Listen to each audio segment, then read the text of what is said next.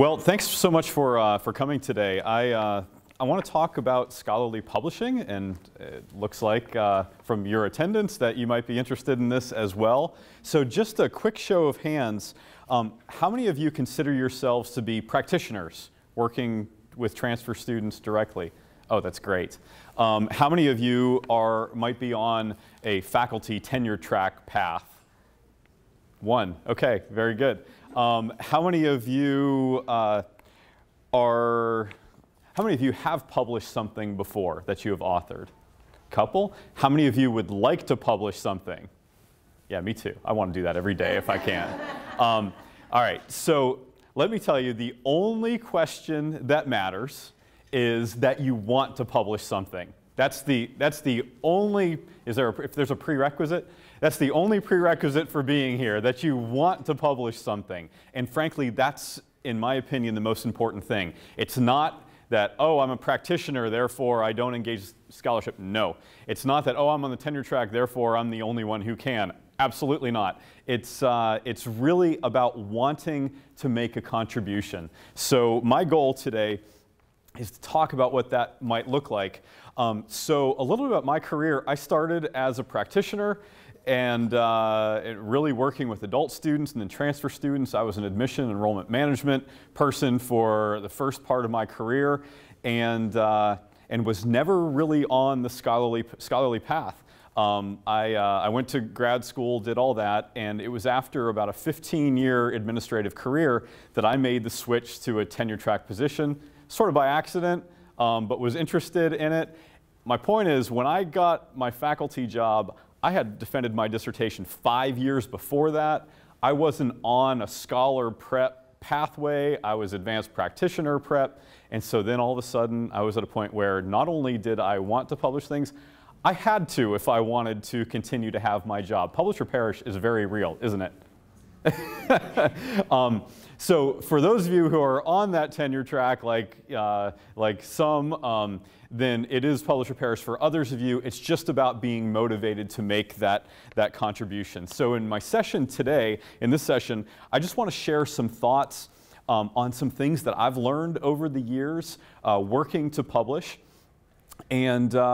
And so, again, it's open to anyone, everyone. I want questions. We can take questions along the way. We'll leave plenty of time for questions at the end. But really, it's based on what I've seen, my experiences as someone who's tried to publish, as well as now, the last few years, I've been associate editor of Community College Review, and what some of my experiences have been in terms of an editorial role as well, and some of the lessons learned.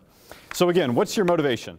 So, how many of you, well, let's see. What's your motivation? Why would you want to publish something? Anybody? We know why you want to publish things. No, I'm kidding. I'm not going to pigeonhole you, though. Yes? To contribute to the literature so other people can learn from successes or failures. Contribute to the literature to learn from successes and failures. That's a great one. Yes? I would like to prove to people at my institution that transfer students are no longer the lost kids on the lot. You know, we still have this bias at my institution that they're just not as good a student, they don't do as well, they don't have the same 6-year graduation rate. And I'm just tired of hearing it. So contribute to that discussion to provide a more complete or more nuanced understanding of transfer students. Very good, yes? Add evidence base to the discussion with your decision makers? Yeah, so a really practical use for research to have it inform decision making in an institution. Sir? To bring in more qualitative literature from what I've seen, especially as it relates to practice, because I feel like that doesn't get the decision making. Yeah, so bring in maybe some student voices through more qualitative approaches. These are great. I mean, I think what we're hearing overall so far from you is that it has something to do with making a difference. And that's a great reason to contribute. There are more practical reasons. You know, there are things like tenure out there for some. How many of you would want to do it for fortune? Well, good, because it's not going to happen. Let me tell you, you publish something in a peer-reviewed journal and you get huge royalties. Well, I'll get to celebration in a little while. There are no royalties. So, but it also is, it's an issue of lending your voice, and that's a really great motivator as well. I will mention, though, that the different types of publications that we're going to talk about, the different outlets, have different levels of credibility depending on the audiences. So we're going to talk about some of that, too. So, you know, for those who are more practitioners wanting to inform discussion, publishing reports might be a great way to do that. Those who are on the tenure track, peer-reviewed journal articles are sort of the coin of the realm. Books fall somewhere and book chapters fall somewhere in between, but we'll talk about those. So understanding the outlet is actually linked to the motivation piece as well. So, so let's talk about the different ways and different avenues to make a contribution. I'm going to start sort of at the end of the slide on this one. So I had a professor in grad school, and we had an introductory seminar, and he went straight to, so what? And that's a really important question for anyone who wants to make a contribution in terms of writing, in terms of contributing to the scholarly literature. Ensuring that whatever you're going to work on can answer that question, so what? So why does this make a difference? So that can be informing the scholarly literature in a particular way for a national audience. That could be producing a publication that might have more of that state or local significance. But no matter what, there needs to be a good answer to that so what question. All right, the next one is dissertation. How many of you have either written or are writing a dissertation right now? Oh, I love all those hands. I'm getting emails from my dissertation students today. I saw them this morning already. And so your dissertation is not publishable. That doesn't mean that work from your dissertation isn't publishable, but dissertations in and of themselves are not really often constructed in a way, unless it's like a 3-article format, and there are some innovative ways of doing dissertations. But generally, the dissertation in its form when you're done, even though it gets approved by your grad school and your committee, you can't just take that and submit it. I'm probably not bursting any bubbles here, you know that already. But it's a bit of an art to convert a dissertation into something that is publishable. And there are great guides online that provide advice. A lot of higher ed faculty members you might be working with, your major professor and others, probably have really great experience helping students do that. So if you're writing a dissertation, which is great material to use for publication, be thinking about, you know, a strategy for how it can be used. And for those who end up switching over to like a tenure track position, oftentimes a dissertation can produce multiple publications depending on how they're framed. One could be around literature, others could be based on data collected. But it is a bit of an art to do that. So let me talk about some of these different pieces in addition to the originality piece, the so what, the relevance, as well as the dissertation. Maybe we'll start up in the left-hand corner there. So peer-reviewed journals. Like Community College Review, the journal that I work with, is a peer-reviewed journal. And I'm going to start with the basics. I know most of you probably understand a lot of this already. But a peer-reviewed journal, basically you submit and manuscripts are reviewed in a double-blind review process. That means when an editor sends it out, the reviewers don't know who you are and you don't know who they are. And what happens through that process is you get a really rigorous review because it's only about the material. It's not about relationships. It's not about anybody you know. No one is going to sugarcoat things. It's a really, really honest review of the work. And that's why the peer-reviewed research literature is held in such high regard. It's because of that blind review process. So when you pull a journal like the special issue I was talking about in a session earlier today, that was reviewed not only by editors but by multiple peer reviewers. So by the time it gets in there, you know that it's been vetted. Not saying that every published study is perfect, but there at least is that process. Okay, then there are editor-reviewed journals. And these are publications where it doesn't go out for the blind review, but editors will review that work. And a lot of times professional organizations will have one. So I'm a community college person.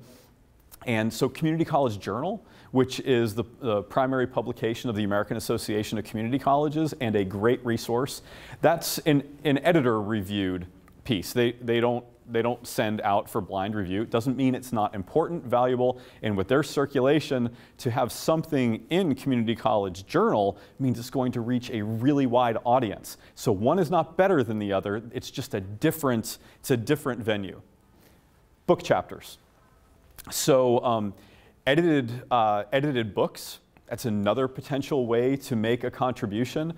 Usually when editors will get a contract with a publisher and will send out a call for chapters, or maybe at a conference like this or another research conference, an editor of a book might be looking for chapters on specific topics. And those are typically editor reviewed. I'm actually working on a book right now where we're also sending those manuscripts out for blind review too. So there are different levels of rigor, but book chapters are another great way to make a contribution.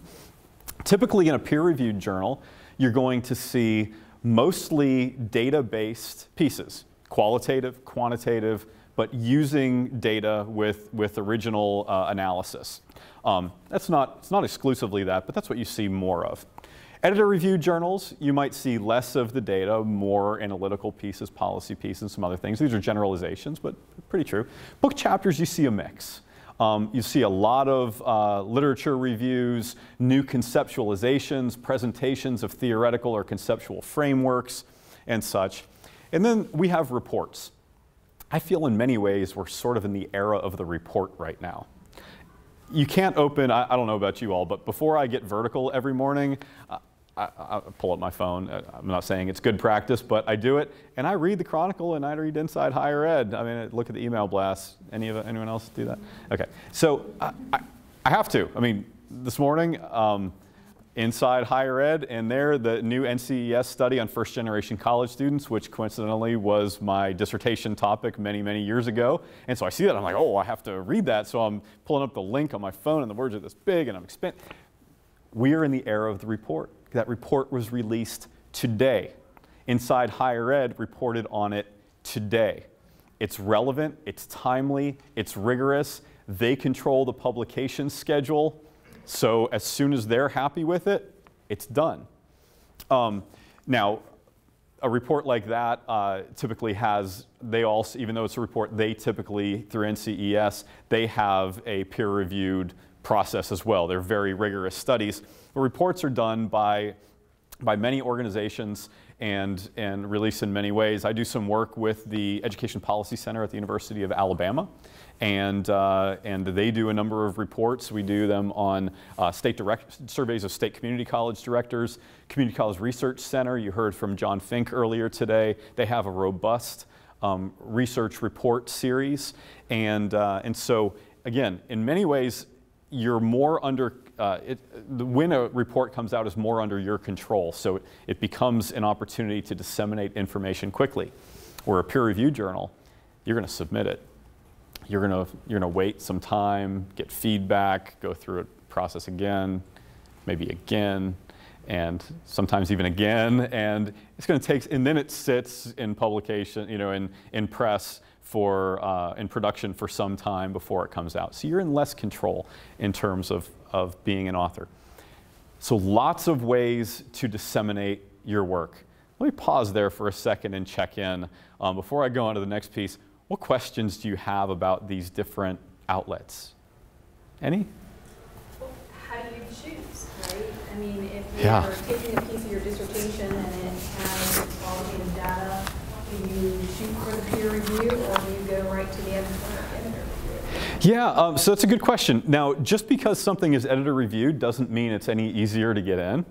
The editor reviewed publications can be really, really selective. And a lot of their publications may actually be invited publications to where they don't have a lot of room for just the random submissions. But if you have data and you have good rigorous methods, I think peer-reviewed journals are. I mean, it's a great path because that's generally what's expected in a peer-reviewed journal, so I think it's often a good fit. But that doesn't mean, so you brought up earlier, and many of you did, well, informing practice. Now, if publication in a peer-reviewed journal isn't the most important thing to you, but you want to get it out, maybe your institution has a center that has a report series, or you know of a center that has a report series that can help you with some dissemination. Well, you know, a report might be a great way to do that too. And so it depends, again, on your motivation and what audience you want to try to speak with. Does that make sense? Other questions about the different outlets? Okay, keep thinking. We'll get back to that too. All right, so let's talk about how to learn about publishing.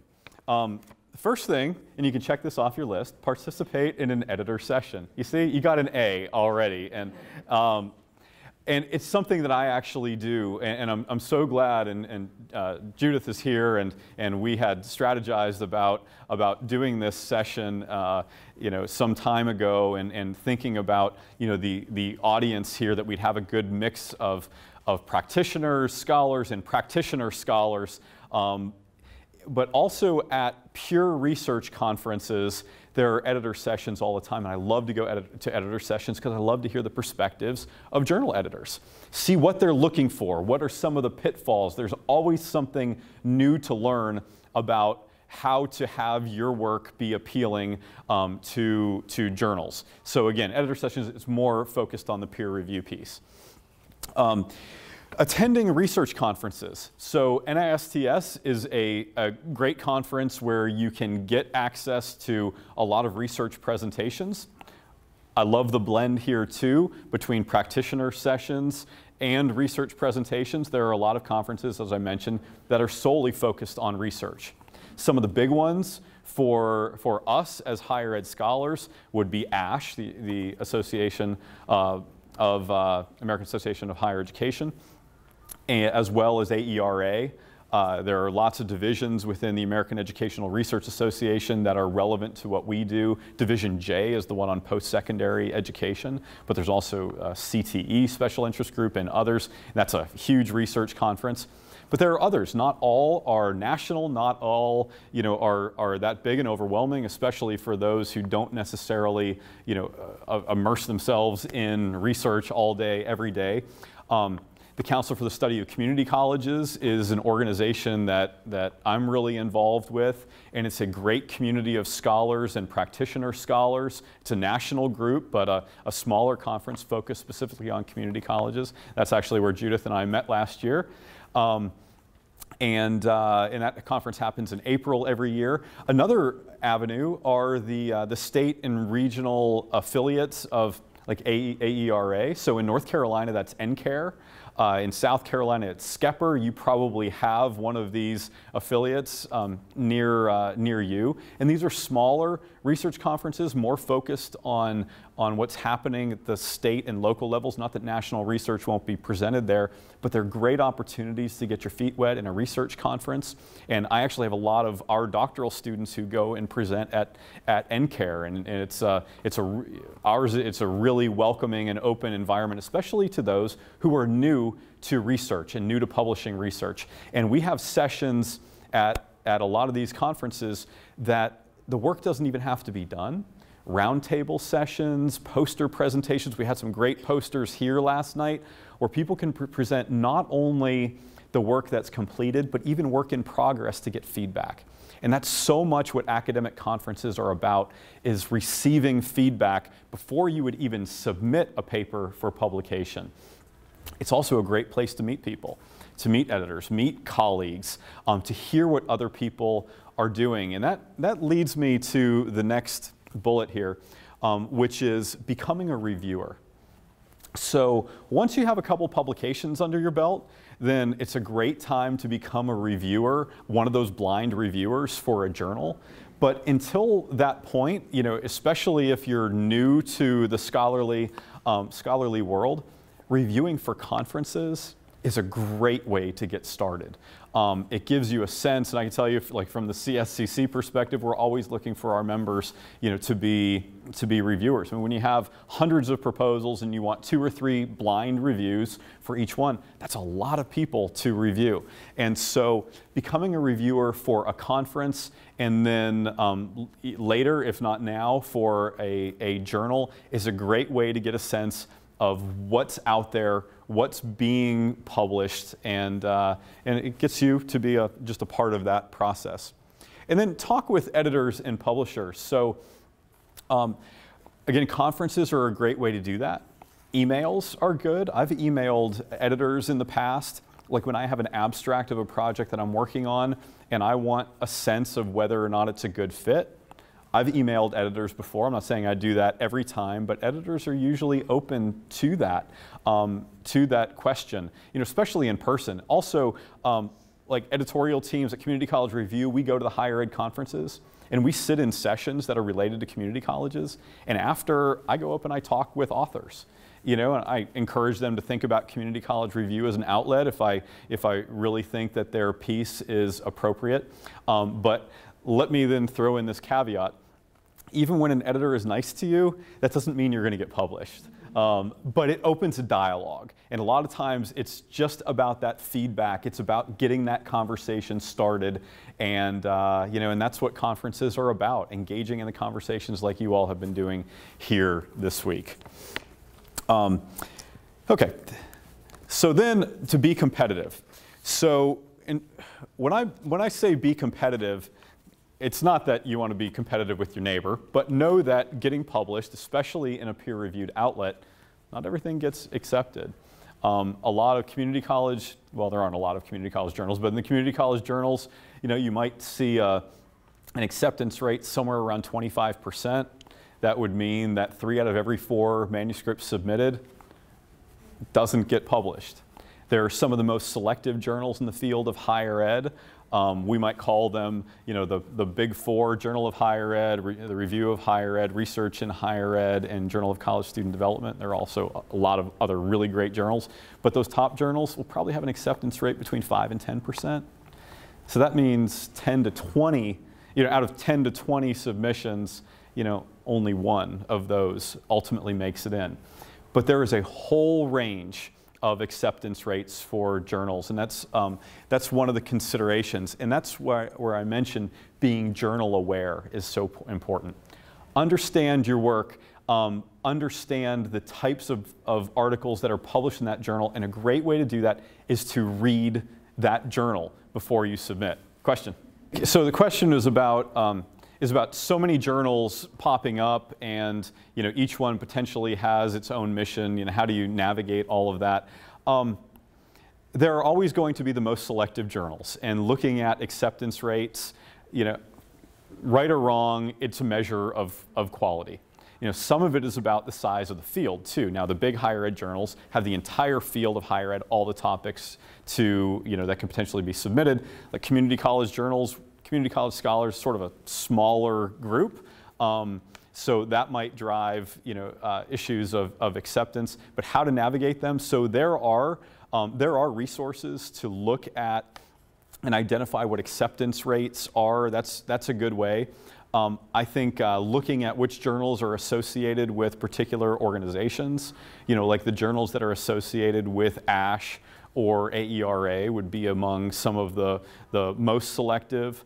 And so, that's yet another way. I think the most important thing, and as you mentioned, there is something of value in lots and lots of different outlets. I think the issue is determining which is the right outlet for your work. And I typically haven't submitted my work to college student affairs journals. And just because, not that I don't think college student affairs journals are great, I do, and I've cited many of them, but my work on the community college is usually not rooted in student affairs. It's more student success literature, it's more related to workforce development.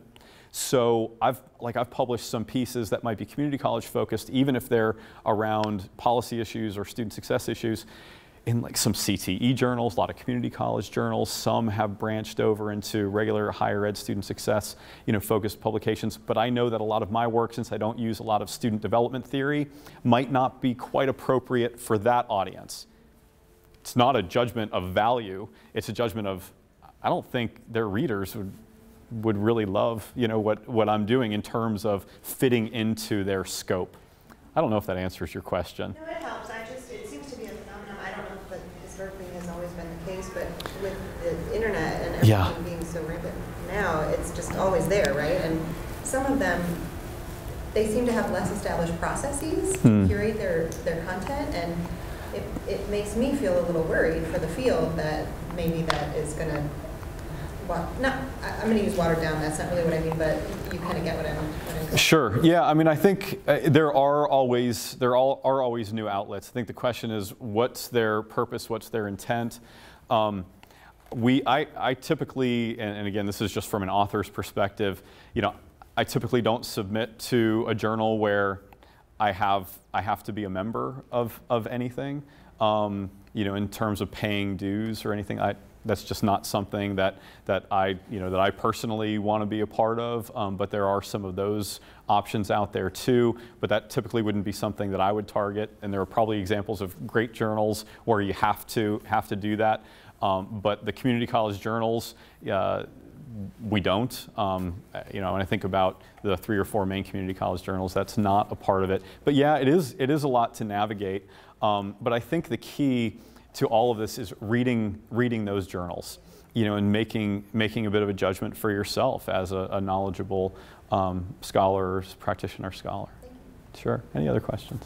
On a related note to what you said, what's a good search engine to search for transfer student literature research? So the default is typically the ERIC database, right? And that's where everyone goes. But I have to be honest with you, I'm using Google Scholar more and more. And I tell you that it's becoming more and more important, especially those who are on the tenure track, to, on Google Scholar, which tracks all the citations and other things, just another metric, right? But I'm using Google Scholar more and more. It's pulling a lot, especially now that the journals are all going online.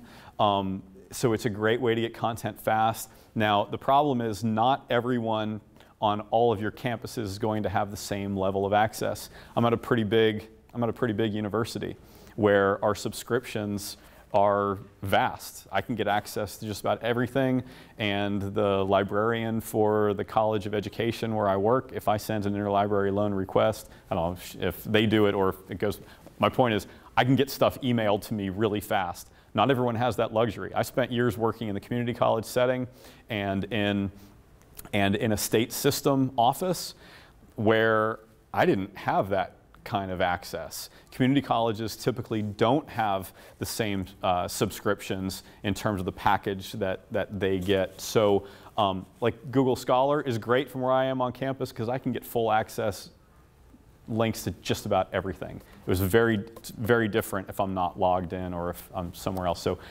that's where I go. But the nuance, how to track, how to put your phrases in to pull that content without being overwhelmed. I mean, that's an art. But I tell you, there is sort of that snowballing approach to lit reviews where you find a couple pieces that are right on and you just scour those reference lists. I still think that's the best way. Yes, please. I have a question. I work for a state agency, and yes. We have a senior researcher who does research on transfer. Mm-hmm. And he basically studies trends and the effectiveness of our policies and things like this. But his background is in economics. He has a PhD in economics. What's the best way to get him connected to other researchers? I mean, you've been mentioning places to go to find research, but is there a way that, people who do transfer research, do they have a blog? Do they have, I just wonder how do you become connected? Well, NISTS is a great way. Judith, do you want to chime in? To say, both in finding that and connecting people, in my work I found that it's very dispersed. And it might be within specific disciplines. I mean, I'm finding stuff all the time that is hidden information. Yeah. So that's something that we've talked about a lot and want to help be a connector in that way. So when I went to the Council of the Study of Community Colleges conference, you know, I saw these researchers who, and that's part of why we brought them here, is that people, so I think it's an issue, and right now there's not an easy answer. I mean, perhaps looking at what's published and connecting with the authors if there's something. And if you did something like that, that people could connect, because I think it's sometimes lonely for him. Yeah. I mean, he'll talk to the policy people, right. but I'm sure he'd love to talk to the research people. And something we're very concerned about is encouraging, especially young scholars, people who decide to work on transfer-related issues in their dissertation, how to keep them working on transfer issues and how to encourage them in that way and develop this community of scholars. So it's something we're really interested in. Well, if you work in that direction, you know, to Definitely put a group together. What I was going to do, all the people, your great panel this morning, I was going to have them see the video and then start communicating with you individually. I thought that might be a start, you know, but then again, you don't know if the researchers really want another person contacting him about their research. The answer to that question is yes. Yes, absolutely. No. We actually, that's one of the reasons why we really wanted to be here, you know, to make those connections. So NISTS is a, excuse me, a great resource, Council for Study of Community Colleges, usually lots of transfer scholars there as well. ASH, the Association for the Study of Higher Ed, excuse me, is another great one. And, you know, of course, you can't just go to conferences because conferences are pricey and it's hard to do that, but it's great to make those face-to-face connections. But emailing someone and saying, oh, you know, I saw your paper. This is what we're working on in what state? Ohio. In Ohio. This is what we're working on in Ohio. You know, would you have a few minutes to talk with me? The answer, I don't know, if someone, when people do that, the answer is yes. I mean, when they contact me.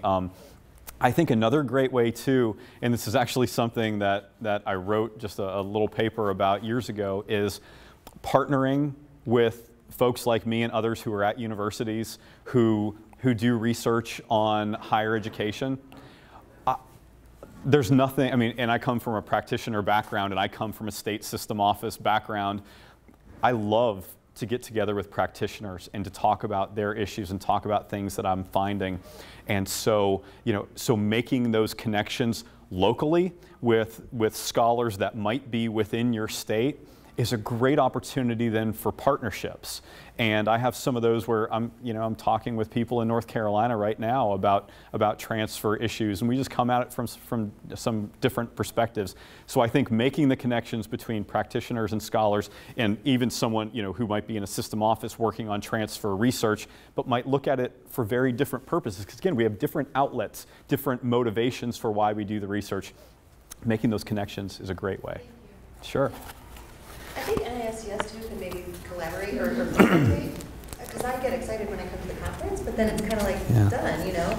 So maybe we could do some virtual chat sessions or top discussion sessions, because I find too, just even with the research that you're talking about, if you can get into a room and just bounce ideas around, then maybe you come up with a thread and then you've got 4 people who say, yeah, I want to work on that, and then you've got a new publication that could be developed. Yeah. Cool. Great ideas. Okay, using the existing literature. So it's really important to know the field. And I think what we were just talking about is getting a sense of the field and drawing those connections. But reading the literature, especially reading the literature that's not only relevant to your topic, but relevant to the outlet where you're going to submit it. And so a lot of journals, they're going to like it when you're citing work from their journal in your manuscript that you submit. That's not a requirement. At least I've never seen it to be a requirement by any means. But it does a couple things. One is it shows that you're in touch with the most recent literature. Also, assuming that you've selected, well, I guess thinking about how you select the right outlet, if you're finding other articles on the topic related to what you're writing about from that journal, well, that tells you that maybe you're thinking about the right venue, the right outlet, because there's other work in that journal related to what you're studying, related to what you want to contribute. So knowing the literature. Also, in terms of, one of the things often talked about in doc programs is, identifying the gap in the literature. And that's done, and that can be appropriately. It can also be done inappropriately. When we see manuscripts, and just as a reviewer, I'm not even necessarily talking as an editor, but I've reviewed for lots of journals, and I see a manuscript, and it's a manuscript that says, oh, all the things that have been done wrong in all the previous work in the field.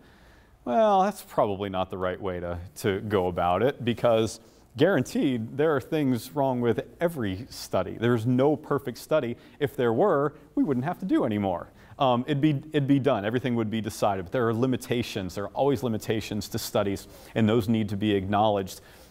I think the most appropriate path, whether it's for identifying a topic, dissertation, article, or otherwise, is to see where your work can contribute to the work that's been done previously. So is it filling a gap? Well, sure.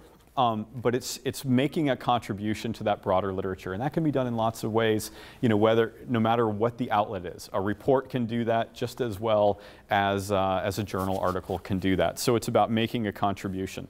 Also, expect that if you submit something for blind review, it's entirely possible that the people who you cited are going to be some of the reviewers. Wow, I see smiles and light bulbs. Like maybe no one thought it happens. I've been asked to review lots of things where I've been cited, and well, I look to see if I've been cited, right? No one's going to be perfect all the time by any means, but just know that there's a level of accountability there, that because people who have published in your area are going to be the people who are reviewing your work and are going to provide that critical analysis of your work. Okay, yes, please. So I've known that, right? And so so if they're critical of your work, then do you automatically screw you or you're out? Or is it okay, I'm accountable to that, right? Because it's again, not that you're outright criticizing everything they're saying, but there's an appropriate way to do that. But I guess that's what I'm asking. Just because somebody's critical of your work, not even critical, but just Well, okay. So the question is essentially about receiving critical feedback, right? All right, we're going to get to that, but I want you to embrace that as an important part of the process, because it is, and your skin gets thicker over time.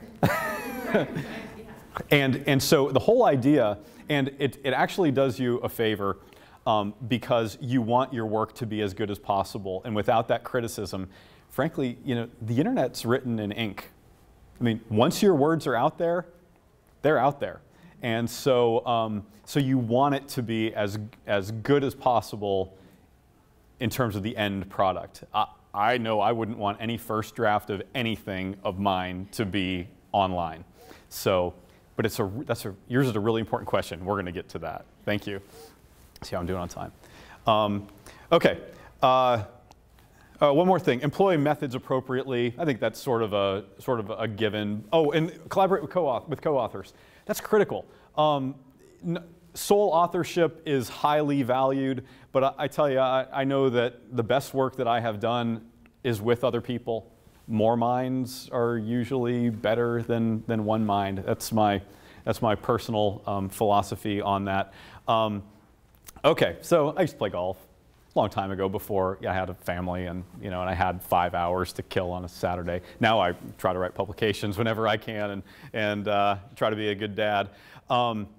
But there's this sports psychologist to the star golfers, Dr. Bob Rotella, and he had, there's a line in his book, I think it's in Golf is Not a Game of Perfect, and it's conservative strategy, swing cocky. So some of you are thinking, I know nothing about golf, that doesn't mean anything to me. All right, the idea is that if you have 300 yards to carry over water to a tight pin in the corner of the green, well, for someone like me, pulling out the 3-wood and going for it is probably not the best strategy. For me, I should be laying up short of the water, but as soon as I figure out what the target is where I need to go, I need to swing for that target. Even if it's the safe target, I need to swing for that target with the best effort that I absolutely have. And so how is that relevant to this? When you're writing research, it's important to not overstate your findings. There are limitations to studies. What you do is probably not going to be generalizable to the entire field. You know, to make a recommendation based on something that you found that all transfer students need X, well, that might be a little bit overstating. At the same time, I find a lot of manuscripts and a lot of dissertations. I don't know if there's a level of fatigue that sets in by the time folks get to the discussion section, that last section. But I find students and scholars not using their results they're just not being bold enough with what they contribute. Again, I think there's a way to be bold and also stay within what you found. Be reasonable based on your findings. So again, this motivation, all of you alluded to wanting to make a contribution. To make a contribution, you have to say something. And to be original, to answer the so what question, you have to say something. And being a little bit bold is important. So aim conservative, swing cocky. Okay, editing. I'm a stickler for APA. How many of you hate APA? No, don't raise your hand. I can't bear it. I'm a stickler for APA style. I do have a couple doc students who are here at the conference, and they would tell you those track changes are a beast. Your APA manual is your friend. I don't know any other way to put it. It's blue. Buy it. You know, don't just rely on websites that give you clues how to do it. And I know that's the cheaper option. You do that, don't you? No. Sorry, I'm calling you out because you're laughing so much. Buy the book, use it. The more you use it, the better you'll be. And I can tell you from the editor's perspective, and even just when reviewing manuscripts, if the citations are sloppy, it puts me in a bad mood. Because if I think, okay, if so little attention is paid to this, where else has little attention been paid? And so it makes me want to look more. And so it's just something to think about. And as you're doing your work, edit it and then edit it again, and get someone else to edit it and then edit it again. Because every time you read it, you're going to find something else you want to change. But at some point, you have to actually submit the darn thing. So when the time comes, hit submit. And for me, I feel there's no better feeling really than getting an acceptance, but submitting is almost as good because you're done. At least for a little while, you're done. So you submit and then you wait. Sometimes you wait and you wait and you wait and you prepare for the criticism to come. I've gotten better over the years of compartmentalizing. It's like, okay, that's done. I can just forget about that until the criticism comes. And then I go on to working on the next thing. But the waiting process can sometimes be tough, and it can sometimes take quite a while. So yeah, again, I like to submit, and I like to then go on to other projects. But then eventually, again, thinking about peer-reviewed journal articles, the decision will come. And there are some different things that are, different responses you're going to get to your manuscripts. The first one, I shouldn't say the first one. I should say one of them is a reject. So a few lessons about getting rejections. There are a couple kinds of rejections when you submit to a journal. Some might be really quick rejects. We call those a desk reject. Like the editor looked through it and said, nah. And then you get a quick reject, and let me tell you, and usually that has to do with either, it could be an overall quality thing. A lot of times it's about fit with a journal, and the editor just thinks, maybe this isn't the right outlet for this type of work. And the quick reject, I think, is a gift, because it tells you, hey, I don't have to wait for months and get feedback and somewhere else. It's quick, it's like tearing off the Band-Aid, right? And you move on from there. Okay, so here's another little tip. If you get a review that has lots of feedback and it ultimately is a rejection, your first instinct might be, I don't agree with this, so I need to fire off an email right away to the editor. That's probably not your best strategy. I think that's one of those where you might want to at least sit on it for 24 hours and think about it before you do that. And so often it's an issue of really after a reject, just get up off the mat and think about how to incorporate that feedback and go to another place. And I'm going to give you another little anecdote about the review process. I've also been asked to review the same manuscript by more than one journal, where it maybe went to the first journal, there was feedback, and then because it was on an area that I'm focused on, I got the same manuscript again for a different journal. So my first thing is, oh, well, I gave all this feedback when the process was happening in the first journal. Did the authors incorporate any of that? And the feedback that you get, even in a rejection, is so valuable. Fine, so your article is not going to be published there. And emailing the editor and disagreeing with the rejection is not going to help you get published there with that manuscript at the least. But the feedback can be really, really helpful. And I can tell you at Community College Review, just as one example, we're dedicated to lots of feedback. So whether an article is accepted, rejected, or somewhere in the middle, we like to give lots of feedback because it ultimately helps the work, because it's about contributing to the field. That's our perspective. Okay, so Abraham Lincoln said, get off the mat in a much better way than I did. Revise and resubmit. This is the result of most good manuscripts.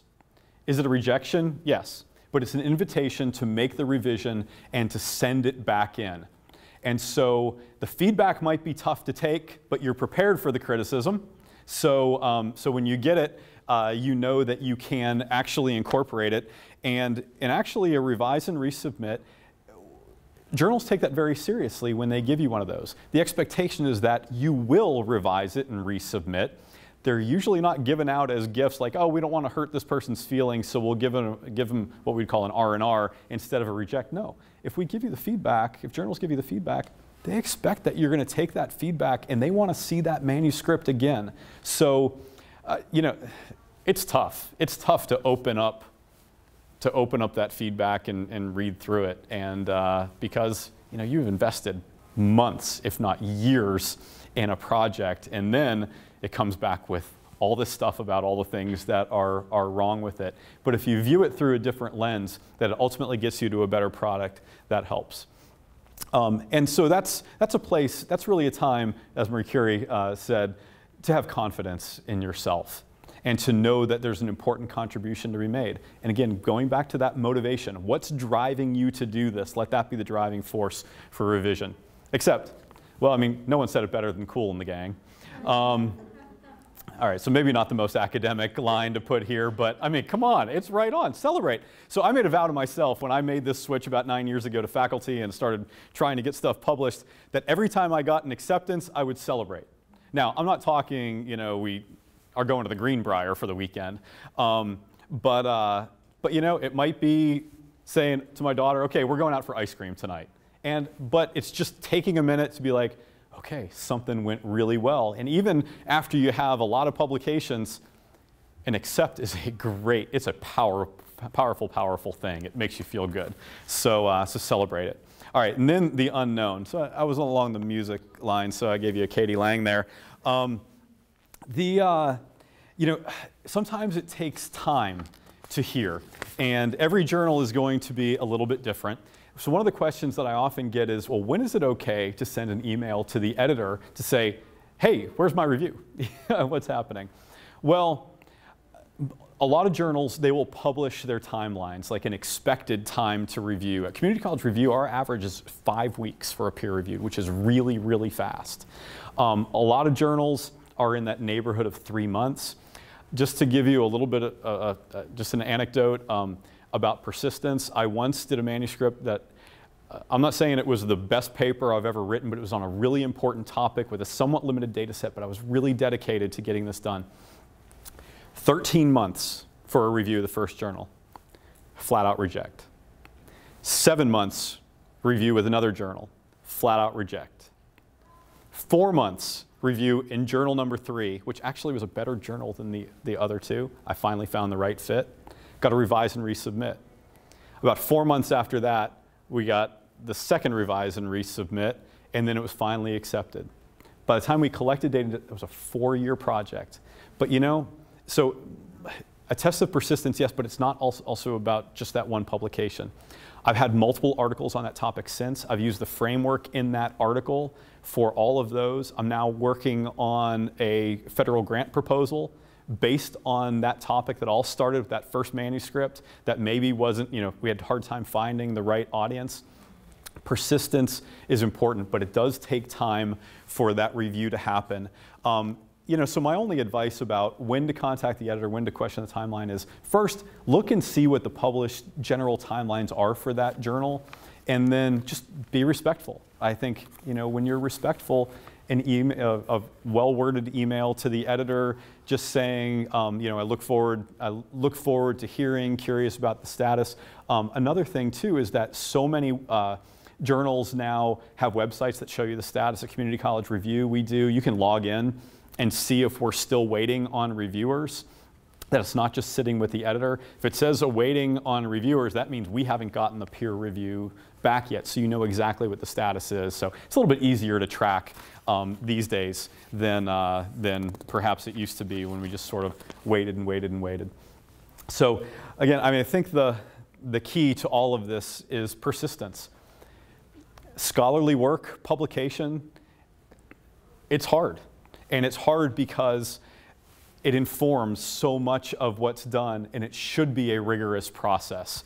And so again, whether it's a report that you'll disseminate, whether it's one of the different types of journals that I mentioned or book chapters, it's a rigorous process, lots of review, lots of feedback, and then it's out there. And again, that feedback is helpful. But the key to all of it is knowing what contribution you want to make, knowing that you want to make a contribution, and ultimately persisting.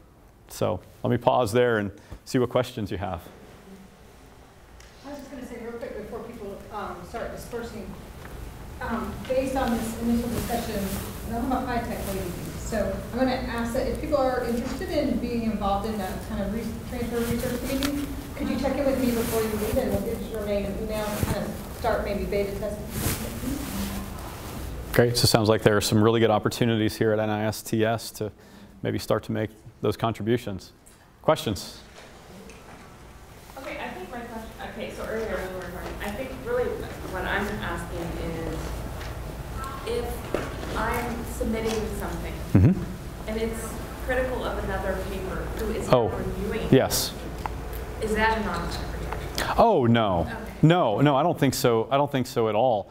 You know, and I think the best papers are ones to acknowledge the limitations in their own work. And so a lot of times what I'll do is if limitations have been acknowledged, you know, you can say that in your review of literature.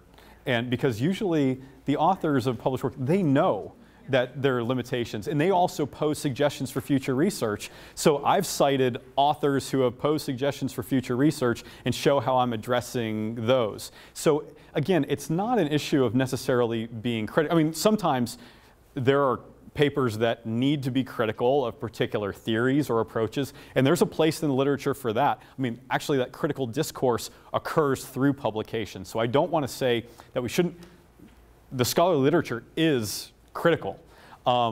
So you shouldn't shy away from that. It's just a question of saying that everyone else's work is bad. Not that you would do this, but everyone else's work is bad and mine is so great because I'm filling all these major gaps. That's more the point I'm trying to convey. So no, not by any means is that a reject. Actually, that's highly valued. And so one of the great examples that I think is, you know, a theory that we're all really familiar with, and that's Tinto's model of student departure. I mean, that model, which is one of the most researched models most used, one of the most used models in student success research, is also one of the most criticized. And Tinto acknowledges, you know, many of the limitations, and it was largely a model formed around traditional age college students. But there has been so much growth from that work, and I think about Regina Diel-Ammen's work on socio-academic integrative moments.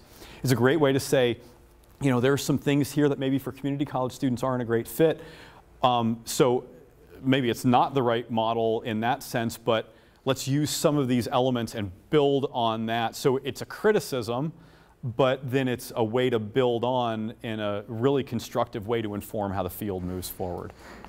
And again, you'll talk to other people and get perspectives that are different than mine too. I'm only one person's perspective on that, but that's a great question. Other questions? Well, I want to thank all of you for coming. I really hope, I love all the hands that went up. All of you want to make a contribution. Again, I think that's a really, really important first step. Thinking about the avenues, thinking about the venues, thinking about the right journals. And the advice I give to everyone is we all need to read more. We all read a ton because we're inundated with great information. But the more you read, I think the more informed your contribution ultimately will be. So again, thanks, and I'll be happy to stick around as long as you all have questions.